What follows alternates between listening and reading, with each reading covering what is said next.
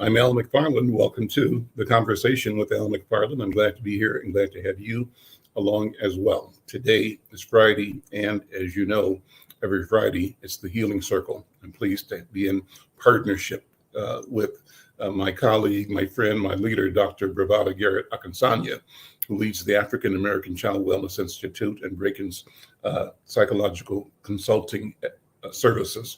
Also with Dr. Oliver Williams, noted leader in the field of social work and in the area of domestic violence as well. We've got a special guest today, a great topic. We made reference to it yesterday in my conversation with Senator Bobby Joe Champion, I think Wednesday. It's an important conversation about trafficking, partner violence, about murdered and missing women here in Minnesota. What are we doing about that? And so we'll get into that in a second. Before I begin, I want to once again invite you all to support this program. Let's see. Did I lose myself here? Hold on.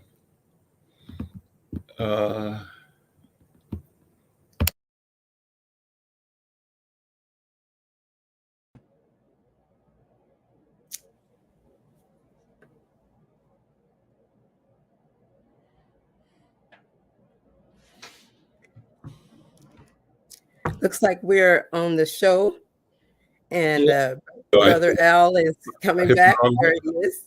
I hit the wrong button and disappeared. But I guess that's called magic, right? A disappearing act. Well, listen, what I was saying was that I want you who are viewing and listening from wherever you are to support this by becoming a subscriber on our YouTube channel. Go to YouTube /Insight News MN and click the subscribe button. It doesn't cost you anything, but it keeps you connected. You get notices about when we're going live, and we want you to tell your friends. So like and share the program. We're streaming the program across several platforms with our association with the Black Press of America, the National Newspaper Publishers Association, across two of their platforms and across our own platforms on Facebook and also on Twitter and LinkedIn. So no matter which channel you arrive through, we appreciate you. We thank you. I want you to continue. We want you to be involved in the conversation. And you can do that by just dropping a chat in the conversation, in the comment section. If you want to get on the program live, say that in your comment, and we'll figure out how to connect and bring you into the conversation live. We'll send you a link. Beyond that, we have a special protocol that we use for the Friday program. We call this program the Healing Circle. It's healing indeed. And for that, with that, let me invite my sister, Dr. Bravada Garrett Akinsanya, to bring the protocol forward, and we'll begin the program. Dr. Thank you. Thank you so much, Brother Baba Al. I'm happy to be here today and with our exceptional guest who will be explaining to us some of the things that we need to know in terms of being healthier as communities and how to bring peace about as opposed to violence. So I'm really excited about it. It's also our last Friday was, we weren't here because of the holiday. So we're going to talk a little bit about COVID as well as we go into what we call the recovery room at the end of the program. And one of the key things about it is that as we generate feelings and thoughts in reaction to this difficult topic we're handling today, we want to invite people to come and just have a conversation, like a town hall / support group that we go to right after this conversation. So the link will be put up closer toward the end, and we will get this done, and hopefully you'll join us today. The protocol that Baba Al is referring to is one of Afrocentric mental health, of Afrocentric community. How in our homeland, in our motherland, we created ways of communicating that were sacred and respectful.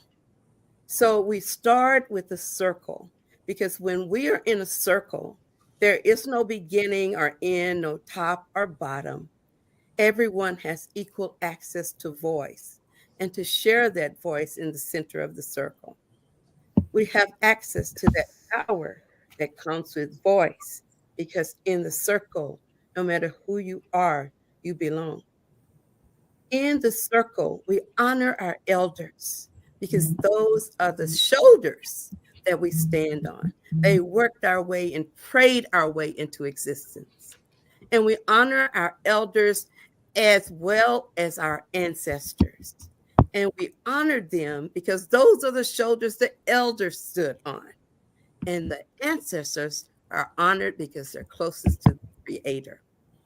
So today we also engage in an orderly conversation where we share a virtual talking stick. So the stick is passed from one person to the next. You can ask for the stick, or it will just come to you routinely in the circle. And in that, when you get the stick, there's usually something, a burning question or something very important that spirit tells you you need to say or hear or do. And we continue to heal when we are in this place, this sacred time called the Healing Circle. So thank you so much for joining us, everyone. And I pass the talking stick to Baba Al McFarlane. Well, thank you again. Well, let me introduce our guest today, and maybe Dr. Oliver Williams, between you and me and Dr. B, we can engage around this very, very important topic. Our guest is Artika Roller.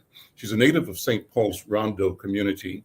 She's got 20 years of experience providing services for victims and survivors in the fields of intimate partner violence, in the field of sex trafficking and sexual violence. She earned her Master's of Social Work degree from the University of Minnesota with a concentration in organizational leadership, advocacy, and public policy and system change. In addition, she's a graduate of the Alliance for Children and Families Executive Leadership Institute at the University of Michigan Ann Arbor Schools and of Business and Social Work. And throughout her career, she's received recognition for her work. Most recently, she was honored to accept the University of Minnesota School of Social Work Alum of the Year Award. She serves on several nonprofit boards, multidisciplinary advisory committees, and professional associations that focus on creating opportunities and eliminating system barriers for victims and services. Sister Artika, welcome. Good to see you. Let me pass the talking stick over to Dr. Oliver to add to the introduction and to set the intention for today's conversation. Well, thank you, Brother Al. What I want to say about Artika is the fact that she's a person that's done some really important work in terms of addressing the issue of not only gender-based violence, that she's going to explain to you what that means. Because sometimes in different places it has different contexts. And so she's going to explain that. But in addition, for her in her work in dealing with sexual assault, and both sets of things are important in the discussion. When I talked to Artika, one of the things that I realized in our conversation is that they are seamless in the way that she thinks about the work and she does the work. So with that, Artika, can you sort of talk to us about what is gender-based violence? How do you define it? And how do you define sexual assault in the context of gender-based violence?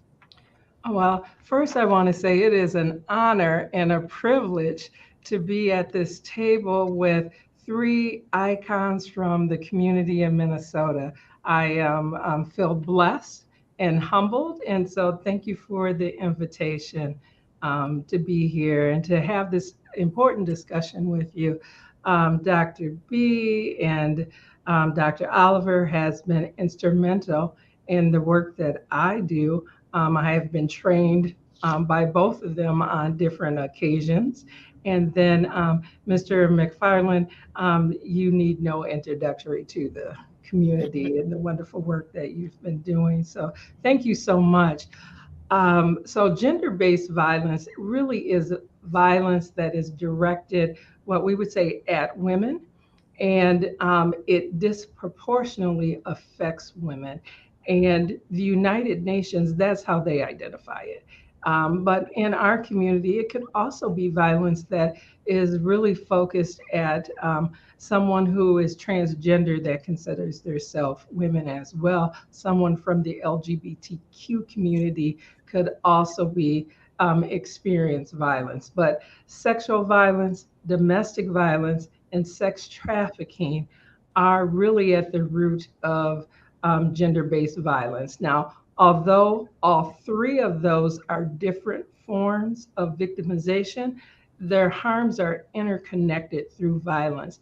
You could be someone who is experiencing intimate partner violence. Your partner could be very violent, and you also could be sexually assaulted by that partner. So they can happen individually, and then they can also happen within the same relationship or experience of violence. So that would include rape, sexual assault, domestic violence, stalking, harassment, trafficking, sexual exploitation. But we have things like honor killings, female genitalia mutilation, murder, forced marriage, gang rape and violence as well. So there's a broad scope of what encompasses gender-based violence and the experiences that people have.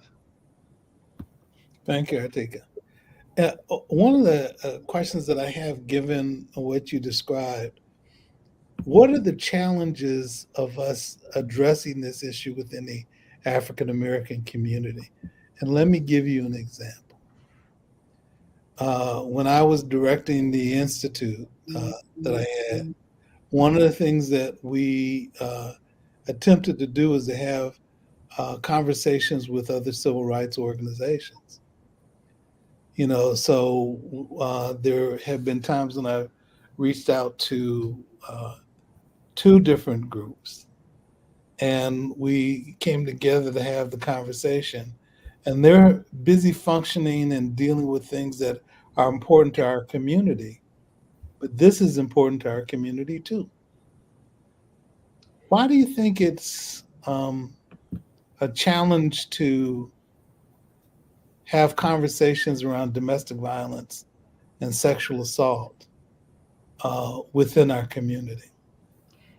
I think that there's multiple challenges within our community and outside of our community. I think violence and rape of Black women have been normalized through the history of this country. And so Black women continue to be considered less victims. They're not perfect victims. And sometimes Black women are also held responsible for their own victimization. Like, what did you do? How did you show up? If you wouldn't have behaved that way, these things wouldn't have happened to you. So I think that that's one reason. I also think that there's an other overarching thought around racism, and that is what Black folks should be concentrating on, the anti-racism, anti-oppression movement. So anything outside of that would be secondary. We don't have the capacity to deal with complex situations or more than one at a time. And I would say that that's not true. Black folks have dealt with and led through many complex situations, and we can do more. We can chew gum and walk at the same time. And we have proven that over and over again. Right. So I think that there's some myths around what we can do and what we can't do. And we have to change that narrative and the conversation about what we should be doing. Violence within our community is interconnected. And this is connected with police violence, with community gun violence as well, and gender-based violence. They're all connected.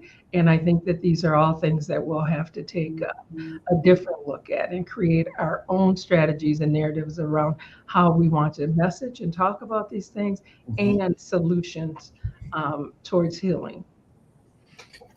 I'm curious about this issue about healing. So we developed something called the 5 stages of healing when we talk about victims of domestic violence and and that it's important for people who've been victimized to know that there is healing associated with it. If they with that, if you go to will2change.org, that's will the digit 2 change.org, you'll see something that talks about healing and some examples about how we've tried to think about it and approach it, but to hear it also from people who've been victimized. So I'm curious, Artika, when you say that there's ways that we can heal, what are some examples that you can come up with in terms of the healing process? Right. So I think through the healing process, when we're talking about violence and gender-based violence specifically, um, one of the things that we see within this movement is that there is a lack of culturally appropriate services and healing modalities. And I thank Dr. B for bringing in one of the process, a healing circle with a talking stick, being in community and with others that have liked and same and similar experiences. So that's one way that people heal. I mean, individual safety plans as well is another way to heal, and developing your own self-care plan as well, your self-care plan around healing. But as our organization, I think that one of the things that we need to do is implement better coordination of services for individuals as well. There's a lot of barriers in receiving and accessing services. And so as an organization, really doing a better job of coordination. I think the other way is better implementing pathways to emergency and long-term healing. So there might be healing that needs to happen at a crisis level, and that might be just immediately getting out of that situation. Mm-hmm. And then what is the long-term strategies around healing as well? And healing's individual, and there's no end goal. Like healing is an ongoing process. And so you might get to one phase and feel like I'm okay, and then identify, and then there's more things that I need to do. So I want people to think about healing in a way that there's no end, that it is ongoing process. Yeah, that's very great. You mentioned something about a healing plan. I also think about escape plan, but can you talk about the differences between the two things?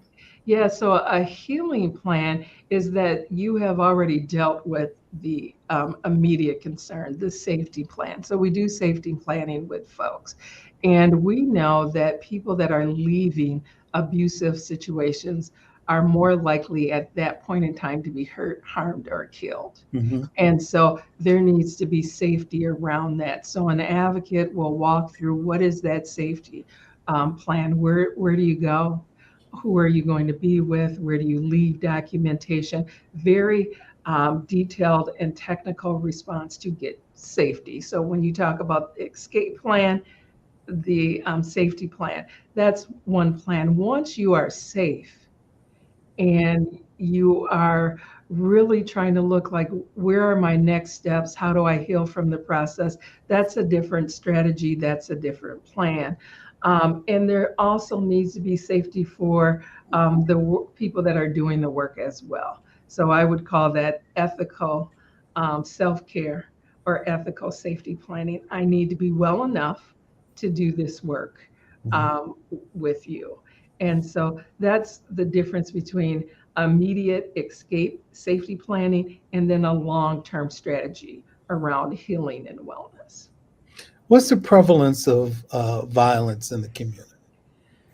Right. So unfortunately, we are seeing some uptick in violence. Dr. B mentioned COVID, and we did see some uptick in violence because people that were doing harm or abusers were at home. They were not out and about in community, and it elevated the rates of violence that we were seeing In addition to elevating the rates of violence that we were seeing, the cases were more complex and more severe during COVID as well. So in 2012, around human trafficking, the Department of Justice reported that 62% of all US human trafficking victims, including children and adults, were African American. Mm. So that dispels the myth, excuse me, that these human traffic victims are international victims. They're people that are not born in the US. What the Justice Department is saying, no, these are people that were born in the US, and not only people born in the US, 62% come from the African American community. In addition to that, 52% of juvenile prostitution arrests were of African American children. Now, in Minnesota, we worked hard. We do not arrest children for prostitution. The average age of someone entering prostitution as a teen or a young person or a child is 12 years old. So in Minnesota, we have something that's called the Safe Harbor Law that states that children that are minors that have were trafficked are children in need of services. We no longer charge them with the crime of prostitution. I never met a 12-year-old that had the capacity to exploit themselves or prostitute themselves. Yeah. And have you seen the video, Very Young Girls? Yes, I have.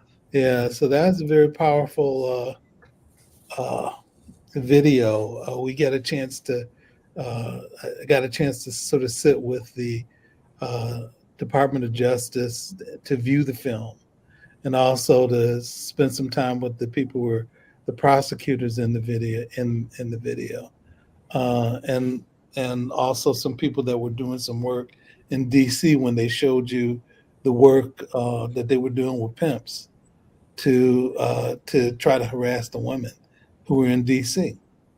And so so a very powerful film. But one of the things that was interesting to me was there was a situation where there was a young woman in dealing with the court case, and she was adolescent, and they were going after her. And but what was interesting to me that they weren't going after the pimps in the same way.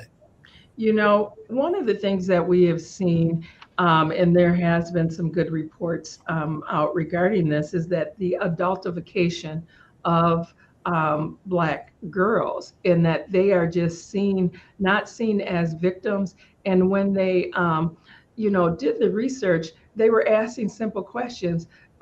When they looked at a young Black girl around the age of 8 years old, they were saying things like, she doesn't need protection, she can take care of herself. But when it was a white child around the same years old, she was deemed as someone that needed protection, didn't have the ability to make choices. Right. And so the adultification of young women is where we see victims actually being charged with crimes that were resulting or results from their exploitation, their abuse, and their trafficking.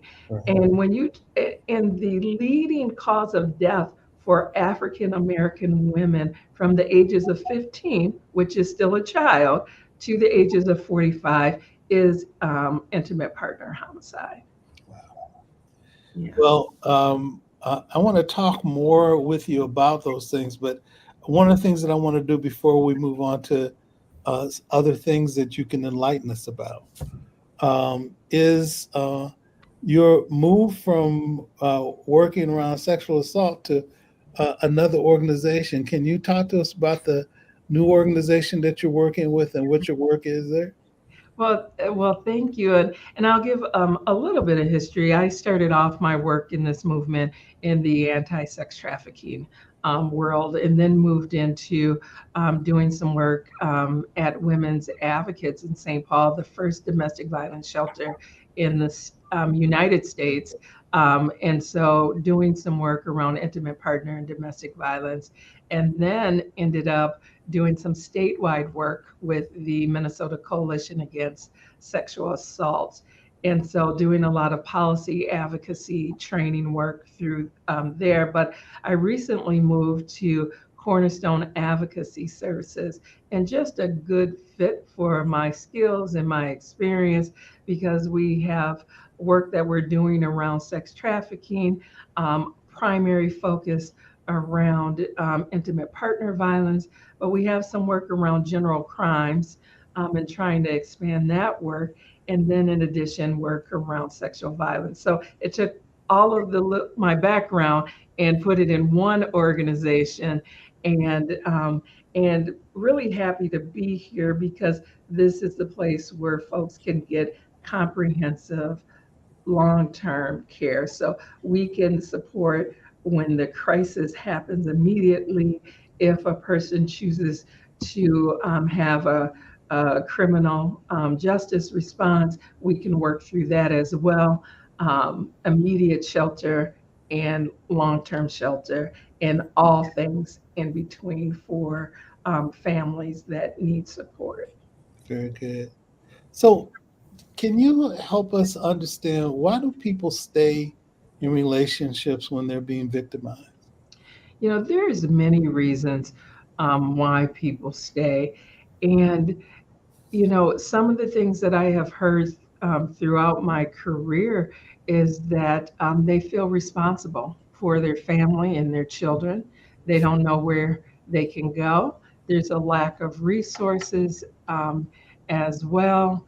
I had one victim tell me that if I don't stay here with him, we've been together since we were teenagers, I think something's bad's going to happen to that person. So I'm going to stay in this relationship that's the father of my children, because I need to take care of them. In some communities, there is this culture around the man has the right, or your partner has a right to set you straight, and he's the head of the house. There's religious reasons why people stay in relationships. So there's not just one reason. It is complicated why people stay, and it's hard for sometimes to disconnect. And I don't want to say take this lightly, but there's an element that this person could be in love with that person, and that is true, and that's real. And so we meet people where they're at and work through that process with them. Yeah. Can I can I jump in? I just have to say something. Let me make this one point. Okay. You might be taking my words, but go ahead. Oh, okay. No, I was going to talk about religious misinterpretation. Yes. Okay, you can do that, but I'm going to go back to her about people staying with the. Well, I'll come back to it later. Go ahead, brother. Okay. So what got me excited when you just talked about why women stay, because they think they're in love, and they're in love with the idea of being in love. Yeah. And they remember the good times and not the bad times, and they don't see that the bad times actually outweigh it. But I want to circle it around and just pick up again on what you were saying about the children, because I hear, at least from the research I've read, that a lot of times women won't even leave until their kids start getting abused. Then they will leave or try to leave. So tell me what you know about that. No, I definitely have seen that. I've seen women stay. Also, we have to talk about our shelter system, because sometimes our shelter system doesn't allow young men over the age of 15. And so are you going to leave your child with your abuser, or do you be homeless? And so there might be a limited options around that. So that's something that impacts why people stay, is their children. But the other thing that I have seen is that not only I have seen healing because they want better for their children. So sometimes women make tough decisions about leaving, because they want better for their children as well. I've seen women go through recovery because they wanted to have their children back in their lives. So children has been one of the main reasons why I've seen women make really hard decisions about leaving an abuser. Yeah, I've seen that too, Artika, where sometimes it's the children's observations that may motivate the victim to leave. I've seen that not only with a female partner, but with grandparents who are victimized Yeah. by the intimate, by their partner, and a discussion with their children and their children's children uh, motivate them to start to think differently about it and move. So very good comments about that. So, And now that you mentioned that, I think that we also want to talk about that.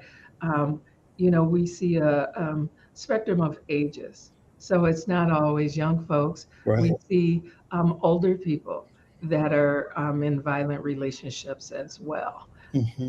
And there's not a social economic element to it either. Um, we have seen, recently high profile cases of a person being in a very violent relationship for many years. And so there is a perception that it may be people that are uneducated or poor, Right. but those things are not true. That's right. That's right. I I'm thinking of a case as you mentioned that, Artika, where there was a man that was coming out of prison, but he was dating a victim. The victim was a psychiatrist, and as they were having conversations about that, the ways that one thinks about those things or how you can navigate that is challenging. I've seen people who've been prosecutors who were victims of abuse. And so I agree with you. Sometimes you can't tell what directions things are coming from. But Al, you had a comment that you wanted to make? I'm just fascinated with the conversation. So I'm sitting here as a student listening to the experts, and I thank you all. It's a difficult topic, but obviously lots of things come to mind. When you talked about you have cases of a psychiatrist or even a prosecutor who ends up being a victim, my question is, how does that happen? Because you think that the training, the knowledge, the skill positions an individual to protect himself or herself from the things that he or she is observing and attempting to resolve to the good or the protection of society and of community. So the question is, how? That's question one. How does it happen that even those of us that are quote unquote educated, trained, knowledgeable, can find ourselves victimized in a relationship? How does it happen? Yeah, so it's a grooming process. It doesn't happen immediately. You don't get into a relationship like this and right away. So there is a whole grooming process that I have heard that people have explained it took years for them to get to the point where physical violence was actually happening in the relationship. So it's a slow process of isolating people from loved ones and support network. Yep. There's something that we call gaslighting. And in our community, you're trying to make me think I'm crazy, and so gaslighting is one of the methods as well. And then once it's kind of that slow process, or we talk about the frog, the water warms up slow enough that you don't realize that the pot is boiling until it's too late. That's right. You are already there, and you have been groomed in such a way that now you don't realize that there's an opportunity to get out, or what that opportunity is for you to get out. You are really so stressed out that you are not thinking from your capacity to make intellectual decisions as you are in these high profile careers. You are making decisions based on your reaction and safety. And so it may be if there is a threat, someone had explained to me that he didn't start out threatening me with a gun. He just kind of let me know that I had a gun. He had a gun. Then he wanted to carry it everywhere. Then it would end up on the table when we were arguing to the point then it was being pulled out and aimed at my head. Right. Yeah, And can I just jump in too right quick? Because I think even the word grooming talks about a degree of intentionality. Yes. And I think it happens intentionally in many cases, but in some cases, it is a replication of what they've learned about what a man is supposed to do. Mm-hmm. And I've seen it so incremental, like Sister Artika said, it's so incremental that next thing the woman looks up or the partner looks up and they are a victim. And it's kind of duplicated on a larger social cultural level. And we call that mental side, right? When mentally you dehumanize another person so that you can treat them as being less than human or less than you. So that mental psychological process of making you an object, objectifying you, creates a way for people to excuse themselves psychologically and spiritually for hurting you because you're less than them. And so I think what I'm hearing when I listen to Sister Artika talking about the gradual grooming process is that they start out sweet as pie, and then next thing you know they're not sweet, and it comes like I can't show her my real self. I can't show her so it's that honeymoon. Oh, you so lovely, everything's so nice, and then you get trapped like in a spider's web and you can't get out. So I like the fact that we're talking about this because a lot of women, especially women that I've worked with in counseling and their children, they've witnessed it. While you're in it, you don't even know the insanity of the experience. It just gradually becomes normalized. So I think that's what I'm hearing my sister teach us, is that we have to be aware that, one, we're human. We have to remind our sisters, our brothers, our children that they have a right to humanity, to the right to power, a right to be well, that love doesn't hurt like that. And when we see sisters doing work like she's doing, she legitimizes the right for them to seek help. It's not just a one person. You're saying by being in that organization, we are here. We're here because it's more than just you. Right. It's happening a lot, and you deserve to get help. So I really am excited to hear you about this new position. I'm excited to hear about the work we're doing in helping our community realize, as Black people, we don't have to be victimized. As women, we don't have to be victimized. As children watching our parents, we don't have to do it that way. And that's what makes it difficult, is because they learn it over time and it fulfills a function. So what do you think about that, Sister Artika? Do you think that role of grooming fulfills a function, or that hatefulness fulfills a function? I do think that it fulfills a function, but I do also think that, at times it's a trauma response. And so I've experienced or witnessed or have been through so much trauma that I don't have the emotional wherewithal and the support systems to help me funnel that in a positive way. And it's coming out sideways on someone that I could definitely love and care about, but this is all I know on how to communicate my feelings and my frustrations. Thank you. Anybody remember reading, this reminds me of Richard Wright, Native Son? Yes. Read that book, and I think there's a scene in that book, if I'm remembering the right book, where in the South, the protagonist, or the story includes a scene where a rural sharecropper type family, and I'm trying to remember, it's years ago, but the picture in my mind is where a family lived in one room, probably slept on one pallet, and where the father and the mother and the children were all in one bed, so to speak, together. And if I remember correctly, the story was that the mom woke up and discovered the man molesting the child and grabbed either an axe or a pan and tried to kill him or hurt him or whatever. But that was her reaction to the violation. Am I remembering the story correctly, or am I making that up? Does anybody remember that, reading You're that? mute. Bravada, you're on mute. Definitely the story, that line of reasoning in that story was about the discovery. And I think that's the piece that it's kind of standing out. And yes, that was in the book. That is in there. And about the discovery and how we can be asleep, right? Instead of woke. Mhm.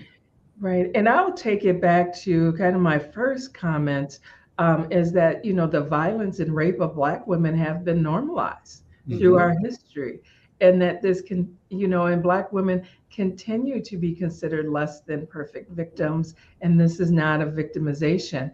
And so all of those things play into why, how, and again, why people stay in those relationships. Well, with that too, Artika, I wanted to see whether you had any advice about how to help victims of abuse. What is it that we can do? One thing I think of is the how perpetrators of violence, sexual assault, or intimate partner violence will try to isolate the victim. And so, you have any advice about how we can be helpful? Yes, I definitely have some advice about how we can be helpful. And really, again, it goes back to the barriers for folks, for seeking services. So there's a lack of trust of dominant systems of healing modalities. Again, being responsible for others, feeling the need to keep the family together, lack of cultural responsive services, and then we can't meet the needs of those families. And so I bring those up again because what can we do as a community? And that is that you need to develop trust and listen. You might be the first person that person has told. And so not giving ultimatums is one thing, like you need to leave or less there's nothing I can do for you, but letting that person know, as Dr. Bravado had said, you deserve to be loved. I understand that this is hard, but there are things and there are ways to get help. Um, you deserve better. But really not showing up in a way where you again are trying to control and tell that person, if I was you, this is what I would do. There ain't no way that I would let this happen. That's not helpful in that moment. So being that ear, listening, reasoning, helping people develop safety plans, because there is many reasons why people are unable or can't seek help. What we can do as organizations, there are many things that we can definitely do as organizations.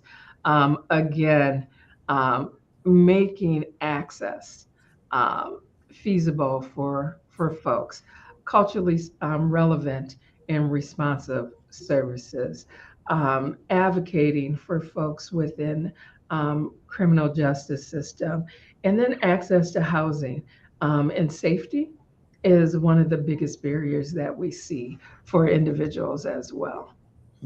Let's take a break and we'll come back and continue this conversation. I'm Al McFarlane. This is the Conversation with Al McFarlane. Today is Friday. It's the Healing Circle. We'll be right back. Are you or someone you know recovering financially from the COVID-19 pandemic, the lockdown, or any other reason?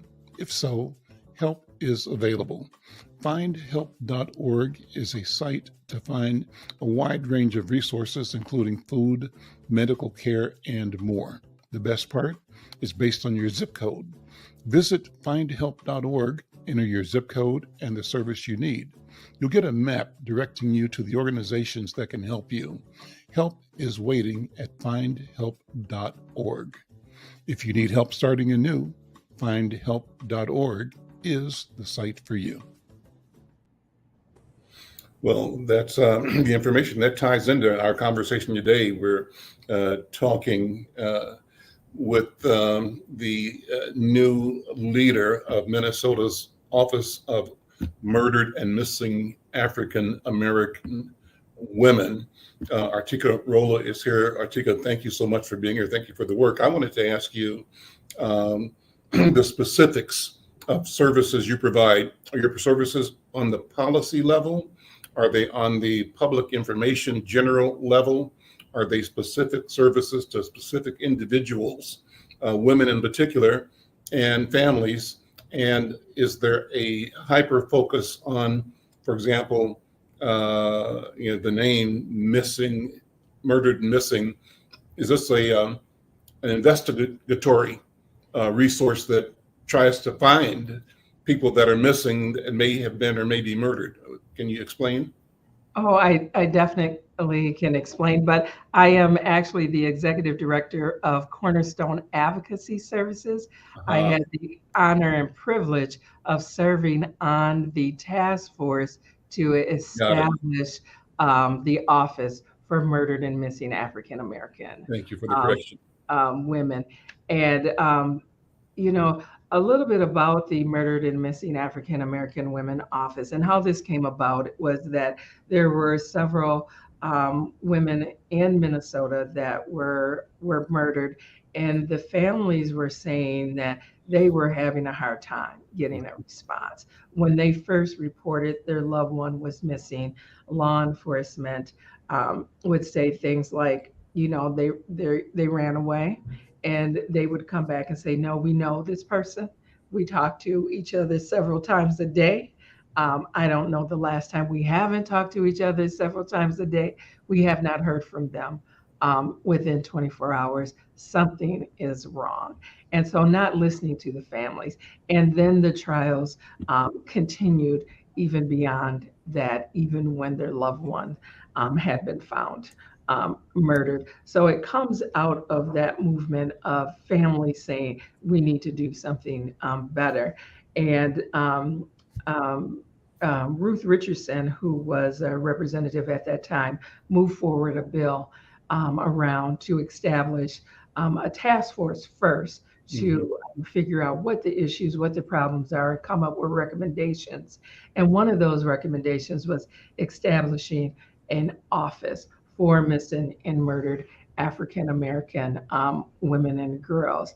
And this task force actually was facilitated by Dr. Brittany Lewis and Research in Action. And she did a marvelous job facilitating this. There was a legislative mandate of who needed to serve on the task force. And then alongside of that, Research in Action put together an advisory committee of folks with lived experience to walk alongside that task force to make sure that the task force was going in the right direction and they were appropriate with how they were doing their work. So that was an amazing process that we went through.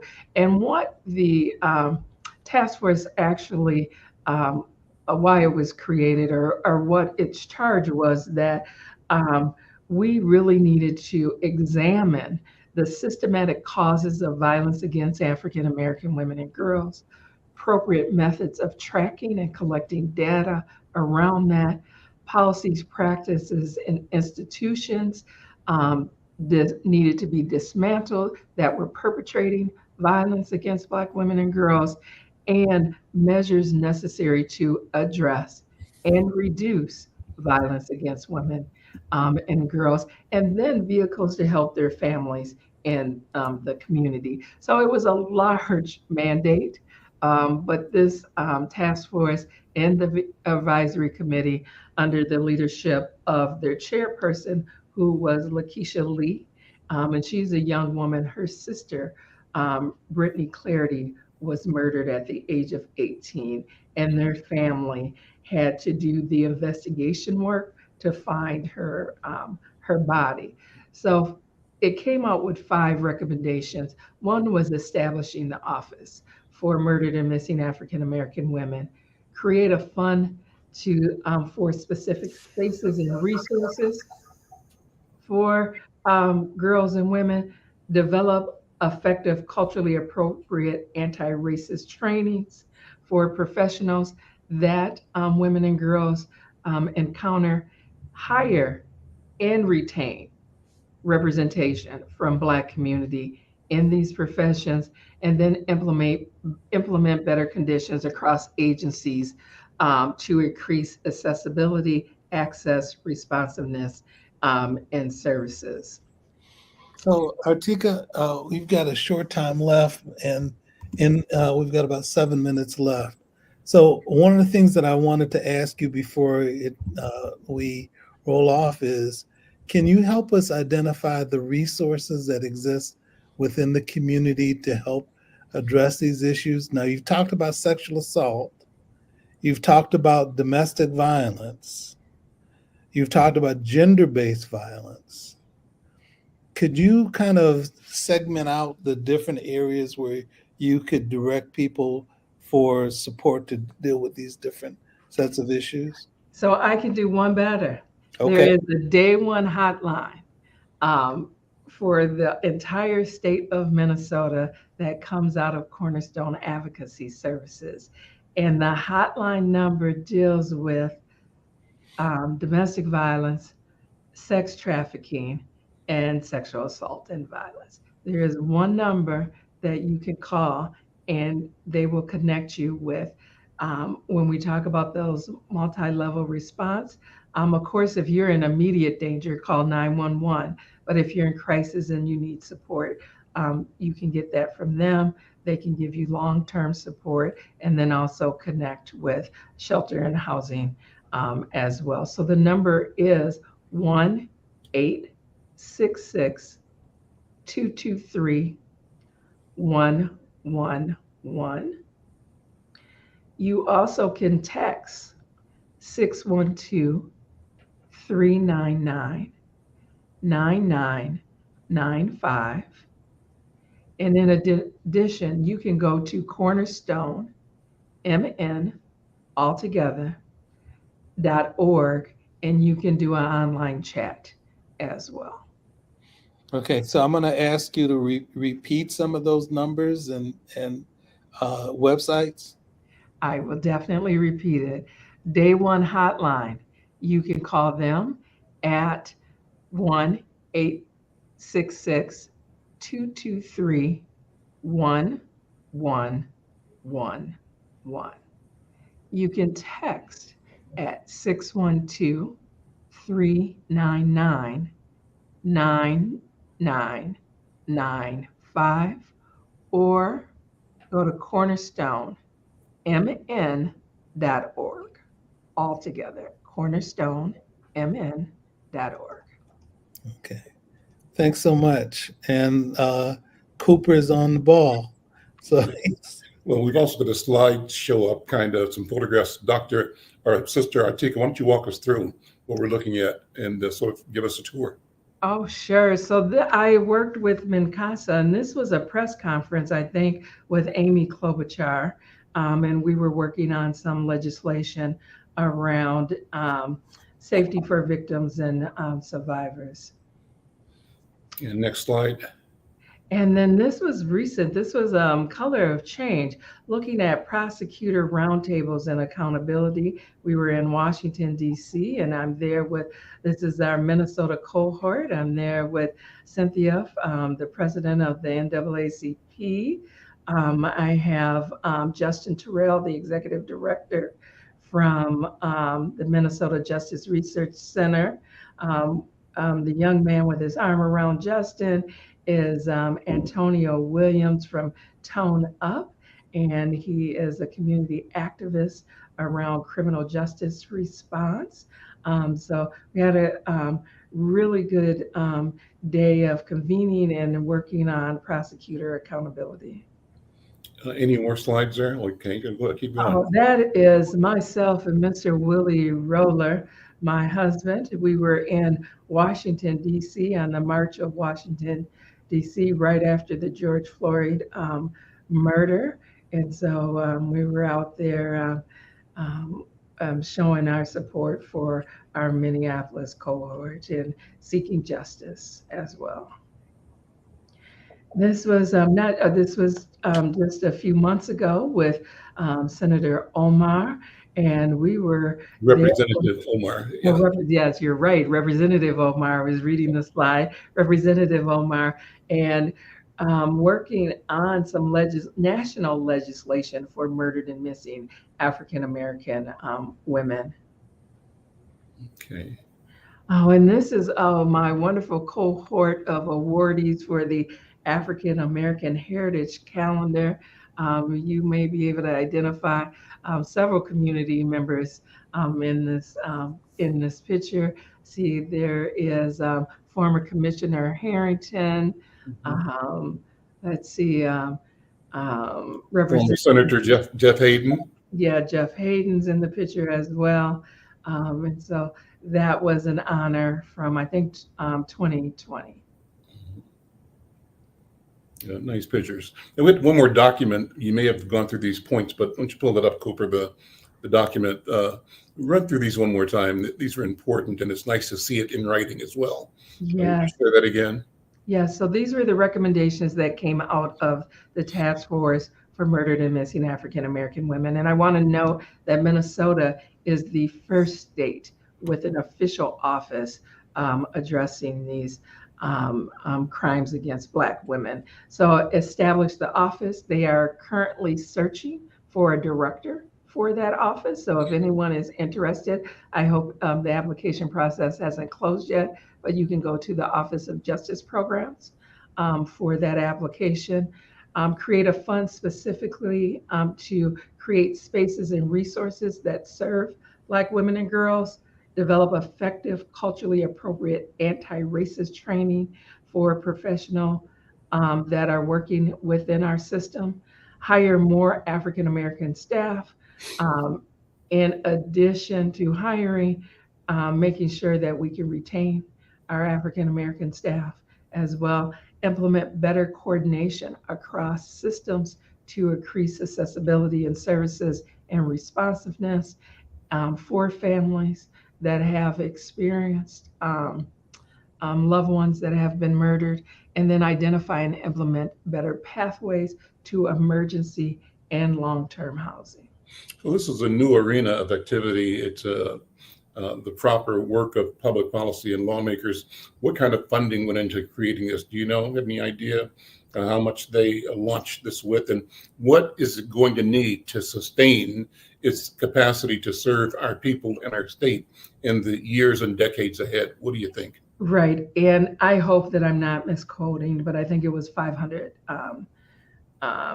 million over a period of time to address this need, and we need ongoing appropriation. Is my recommendation. So, and also 500 million, 500,000. 500. Oh, that's a good question. Okay. I don't want to misquote, Okay. and I'm leaning towards the 500,000. But I want to say that the second part of the question was how much do we need, and Yes. that is outlined in the recommendations, and we're asking for a significant amount of money in the recommendations and ongoing money. So I think that your 500,000 is correct, and we will need much more than that. I think we're asking for $1 billion for long-term sustainability. Well, we'll do the research and find the number, but it's a good question. We have to, in all things, follow the money and know what the money is, and know that money signifies weight or importance or priority. Let's, at the end of this, Dr. B, let me ask you to invite people to the recovery room, and you can close the program. And Dr. Oliver, thank you so much. And thank you so much for being here and for the work that you're doing, Artika, in this important area. Dr. B, the talking stick, I'm passing to you. I'll take you back pretty quickly. I know we're running out of time. So I want to once again say thank you, Sister Artika, for gracing our show with your presence. You're truly a community treasure, and we all love you and the work you've always done. The Zoom ID right now is 860-6342-3024, and the passcode is 724195. We invite you, any people of the audience who want to join us right now, as we get to listen to each other talk further around this very important issue. And we ask you to join us in the recovery room, where we've been shocked by some of the things we've heard today, and now it's time to kind of own it and recover. So I'll see you in the next phase of our program today. Thank you again. And that concludes our healing circle for today. See you next time.